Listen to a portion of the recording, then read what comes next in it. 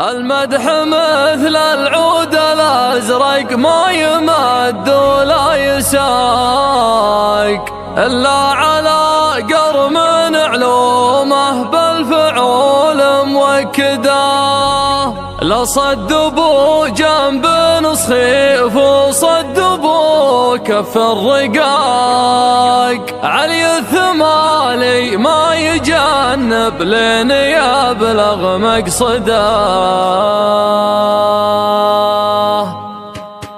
على الطريق اللي نهايته بدايته بلا قبض الخيال يعيش جوه والقديم يجدده. اللون ياخذ راحتي وارتاح من ضيق الخلق، محتاج لي سجة تعيد الراحة المستبعدة. ياخذني التفكير لابعد مرحلة وابعد نطاق، واعيش في غربة على الواقع ورحلة مجهدة. منها يمر البال في ضيقه وهم ما يطاق، واميل للعزلة واشوف ان الظروف معقدة. اصعب من شعور الفراق الا شعور الاشتياق، هم من يطاول راعي الفرقة ونار موقدة. من يكثر التفكير في الدنيا ولهوات الفراق، يمكن يبين الحزن في عينه ويجفى مرقده. كافحت في الدنيا بعز وذقت شيء ما يذاق، ما مرت الظروف الليالي باردة ومبردة. بيني وبين العز واسلوم العرب عقدة فقر، رصيدي اللي ما ملكته في بنوك الاصدى.